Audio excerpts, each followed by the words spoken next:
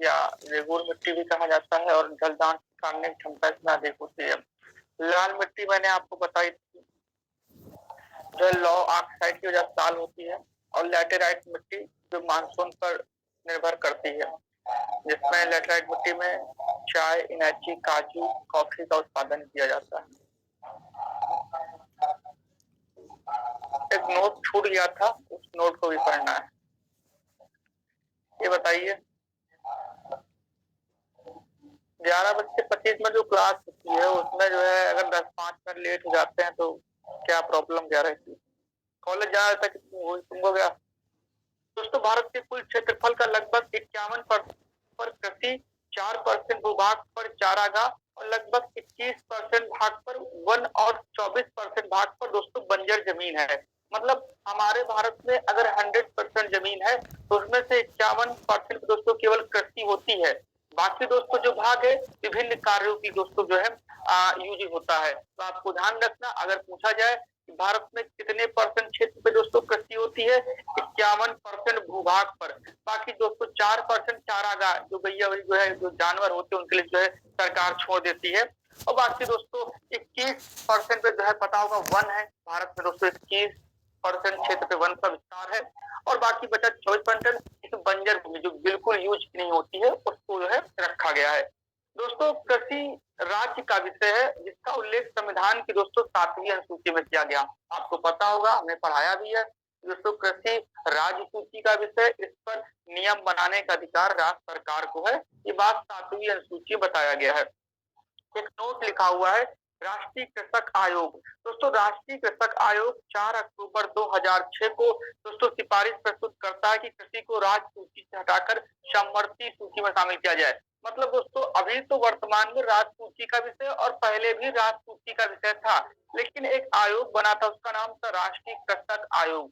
इसने कहा कि जो कृषि है इसको राज्य सूची से हटाकर समवर्ती सूची में डाल दिया जाए। अगर कोई विषय समवर्ती सूची में है तो उस पर नियम बनाने का अधिकार केंद्र को भी होता है और राज्य को भी होता है। आपको ध्यान रखना है। तो ये सिफारिश कृषि राष्ट्रीय कृषि आयोग के द्वारा की गई। दोस्तों, बगल में कुछ कृषि की विधियां लिखी हुई हैं जो परीक्षाओं में आती है, उनको भी जरा देख लो। जैसे कि सेरीकल्चर, अगर पूछा जाए कि सेरीकल्चर में किसका अध्ययन किया तो सेरीकल्चर में रेशम का अध्ययन किया था, रेशम कीट पालन का। हाईलाइट कर लीजिएगा। एपीकल्चर, एपीकल्चर में मधुमक्खी पालन का अध्ययन किया जाता है, परीक्षाओं में बहुत आता है। हाईलाइट कर लीजिएगा। पिसीकल्चर, पिसीकल्चर में मछली पालन का दोस्तों अध्ययन किया जाता है। हाईलाइट करिएगा। फ्लोरिकल्चर, फूलों का अध्ययन फ्लोरिकल्चर कहलाता है। विटीकल्चर, अंगूरों की खेती दोस्तों, जो अंगूर की खेती का अध्ययन होता है, कैसे अंगूर को आगे और पैदा किया जाए, बढ़ाया जाए, तो विटीकल्चर। वर्मी कल्चर दोस्तों, केचुआ पालन, मतलब केचुआ क्या होता है, किसान का मित्र होता है, मिट्टी की उर्वरता को बढ़ाता है, तोड़ता है। तो आपको ध्यान रखना है केचुआ को आगे जो है मात्रा में बढ़ाने के लिए वर्मी कल्चर। दोस्तों, फलों के उत्पादन को बढ़ाने के लिए आपको ध्यान रखना पोमो कल्चर का प्रयोग किया जाता है फलों के उत्पादन के लिए। दोस्तों, सब्जियों के उत्पादन के लिए ओलेरी कल्चर, मतलब ज्यादा से ज्यादा सब्जियों का पैदावार बढ़ाया जाए।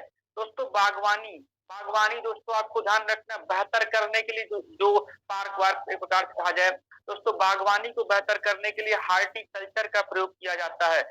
और हवा में दोस्तों पौधे को उगाने का ऐसा मतलब नहीं है कि हवा का मतलब क्या होता है जमीन की जो है आसमान में उड़ रहे हैं। अरे किसी पेड़ के ऊपर दूसरा कोई पेड़ पौधा लगा दिया जाए जो उसकी जो है आप लोग बहुत सारे देखते होंगे, बहुत सारे पौधे या सब्जियां होती जो किसी नीम के पेड़ पर किसी पेड़ पर जो है चढ़कर अपना वहां पर दोस्तों फल का उत्पादन करती हैं, तो उनकी बात की जाती है। तो उसे एरोपोर्टिक कहा जाता है। हाईलाइट करिएगा। और दोस्तों, जल में पौधे को उगाना कहलाता है हाइड्रोपोनिक्स। तो आपको ध्यान रखना है दोस्तों, जल में उगने या उगाने वाले पौधे को हाइड्रोपोनिक्स कहा जाता है। परीक्षाओं में हमेशा इन क्वेश्चनों की जो है तादाद लगातार बनी रहती है, आपको याद रखना है सभी के बारे में। दोस्तों, बात करते हैं अगले पॉइंट पर। दोस्तों, भारत के आंतरिक मंत्रिमंडल, एक आंतरिक मंत्रिमंडल बना था। आंतरिक मतलब जो कुछ समय के लिए बनाया गया हो। 2 सितंबर 1946 को आंतरिक सरकार का गठन किया गया, जिसके अध्यक्ष माउंटबेटन और उपाध्यक्ष कौन थे दोस्तों, पंडित जवाहरलाल नेहरू, जो कुछ समय के लिए बनाई गई सरकार थी क्योंकि आगे देश को आजाद करना था। तो दोस्तों, भारत के आंतरिक मंत्रिमंडल 1946 में और एवं दोस्तों स्वतंत्र भारत के पहले मंत्रिमंडल 1947 में कृषि एवं खाद्य मंत्री डॉक्टर राजेंद्र प्रसाद को बनाया गया। दोस्तों यही डॉक्टर राजेंद्र प्रसाद 1950 चलकर देश के राष्ट्रपति बने। तो आपसे पूछा जाए कि अंतरिम मंत्रिमंडल व भारत के पहले कृषि मंत्री कौन बनाए गए थे, तो दोस्तों आपको ध्यान रखना डॉक्टर राजेंद्र प्रसाद। दोस्तों भारत में खाद्यान्नों के अंतर्गत आने वाले कुल क्षेत्र के 47 दोस्तों % भाग पर चावल की खेती की जाती है। मतलब समझिएगा, इससे एक बात समझ में आए कि भारत में चावल की खेती सर्वाधिक, जितना भी दोस्तों कुल खाद्यान्न है दोस्तों, कुल खाद्यान्न के दोस्तों भाग में 47% केवल चावल बोया जाता है। इस बात को ध्यान रखना। दोस्तों भारत में मुख्य खाद्य फसल है, आपको ध्यान रखना चावल। हमारे यहाँ तो रोटी भी मिल जाती है गेहूं में, लेकिन दोस्तों पता है आप आंध्र प्रदेश हो गया, बंगाल हो गया, वहाँ दोस्तों रोटी ज्यादा चावल का क्रेज है। मछली चावल खा लिए, जो भी तट के इलाके दोस्तों वहां पर क्या होगा, अधिकतर मछली चावल ही चलता है फिलहाल। तो दोस्तों चावल वहां ज्यादा पैदावार किया जाता है, इस बात को ध्यान रखना। तो दोस्तों इस बात को याद रखिएगा कि चावल भारत का सबसे ज्यादा उत्पादित करने वाला फसल है। दोस्तों बात करते भारत विश्व का 21.7% चावल उत्पादित करता है। सोचिए कुल पूरे विश्व में, मतलब विश्व में अगर जहाँ चावल पैदा होता है उसमें से 21.7% केवल भारत अकेले पैदा करता है। तो जनसंख्या भी ज्यादा है, इस बात को ध्यान दीजिएगा। दोस्तों चावल उत्पादन में भारत विश्व में दूसरे स्थान पर है। हम लोग दूसरे स्थान पर, मतलब पहले पर चाइना होगा। चाइना में दोस्तों पूरी आबादी ही चावल पर डिपेंड है, वहां पर हर चीज चावल से, जो भी खाओगे सब चावल का ही प्रयोग होता है। रोटी वोटी बहुत कम मात्रा में वहां लोग खा पाते हैं या खाते हैं, रोटी महंगी पड़ जाती है लोगों को, तो आपको ध्यान रखना है। दोस्तों भारत में खाद्य फसलों में सबसे अधिक चावल का उत्पादन IR20 चावल दोस्तों अधिक पैदावार होने वाली किस्म, मतलब दोस्तों भारत में जो सबसे अच्छा चावल होता है वो IR20 जो है चावल की एक किस्म होती है। आप लोग चावल खेती करते हो, सोनालिका होती है, कई प्रकार मोतीहार चावल होता है, दोस्तों चावल होता है IR20 चावल। तो दोस्तों ये सबसे ज्यादा भारत में पैदा किया जाता है, प्रकार होते हैं फिलहाल। दोस्तों बात करते हैं अगले पॉइंट पर। विश्व में दोस्तों गेहूं उत्पादन में चीन के बाद भारत का दूसरा स्थान है। तो आपको याद रखना हम लोग दूसरा ही है, गेहूं चीन आगे चलता है खाने पीने के मामलों में फिलहाल। दोस्तों भारत विश्व का 12% गेहूं उत्पादन करता है, मतलब ध्यान दीजिएगा भारत विश्व का 12% गेहूं पैदा करता है। टोटल विश्व जितना पैदा होता है भारत 12% पैदा करता है। और देश की कुल कृषि योग्य भूमि के लगभग 14% भाग पर गेहूं की खेती होतेगा। चावल को 47% भाग पर होता था और गेहूं केवल 14% भाग पर दोस्तों पैदा किया जाता है। तो आपसे पूछा जाए दोस्तों गेहूं जो है भारत के कुल कृषि क्षेत्र में कितने % भाग पैदा होता है, दोस्तों 14% पर आपको ध्यान रखना है। दोस्तों देश में गेहूं के उत्पादन में उत्तर प्रदेश का पहला स्थान है, जबकि प्रति हेक्टेयर मतलब दोस्तों जो है कम क्षेत्र में ज्यादा पैदा करने की ताकत पंजाब के अंदर है। तो आपको ध्यान रखना है, अगर पूछे सबसे ज्यादा गेहूं का उत्पादन तब तो आप उत्तर प्रदेश बताओगे, लेकिन अगर आपको पूछे कि प्रति हेक्टेयर सबसे ज्यादा कौन पैदा करता है, मतलब 1 हेक्टेयर में सबसे ज्यादा कौन सा राज्य पैदा करता, तब आपको ध्यान रखना पंजाब।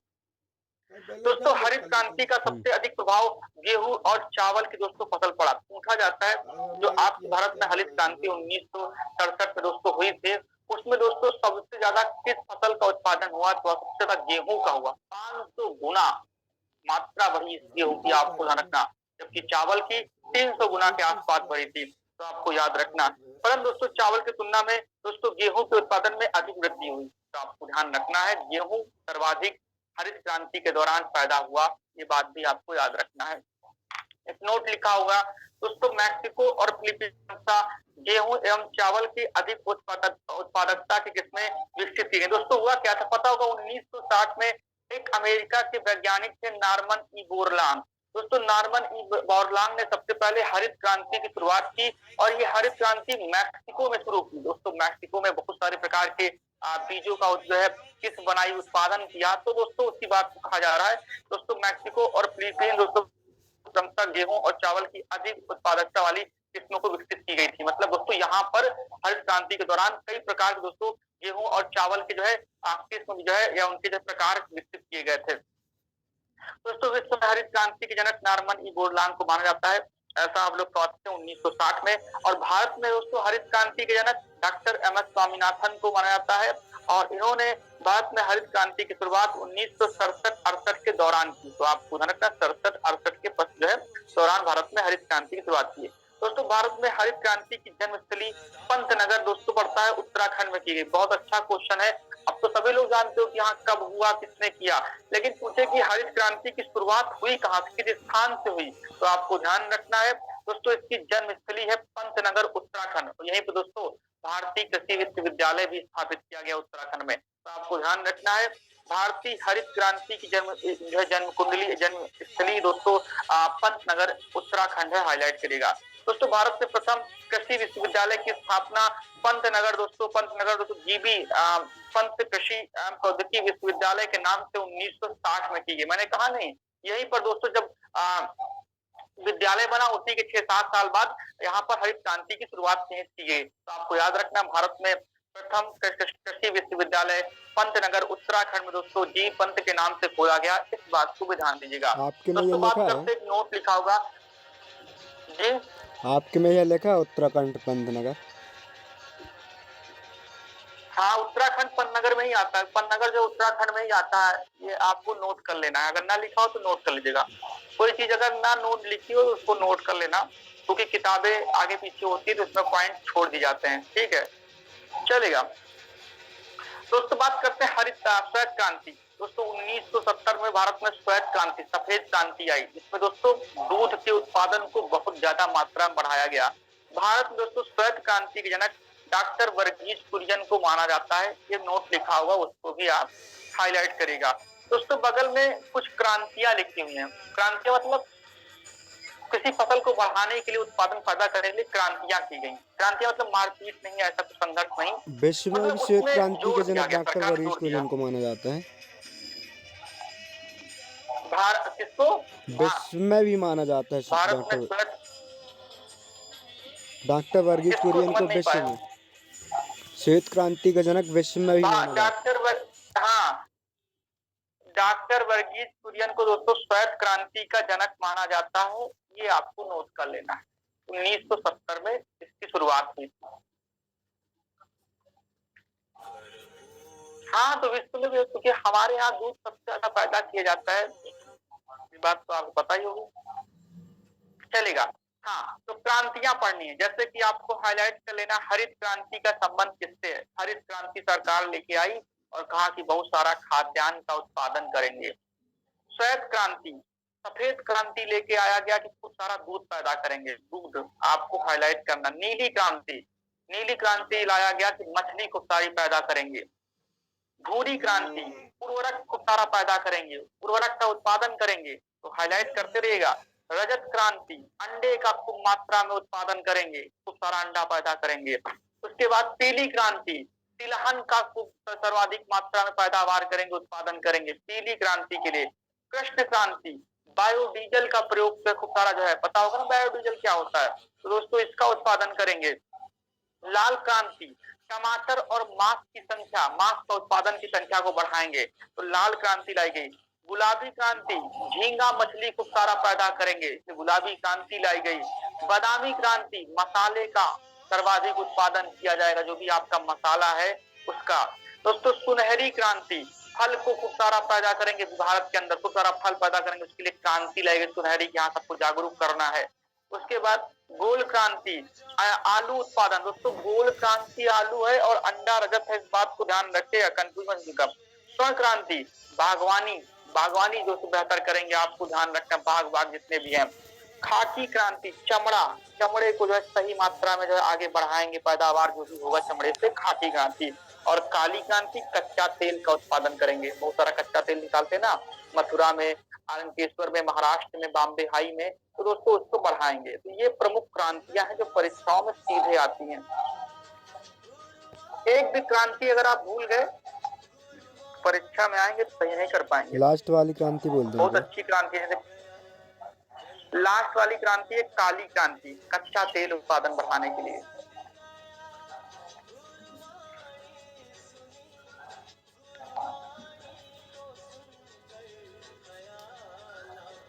चलेगा, थोड़ा सा बात काम की भी हो जाए इसमें।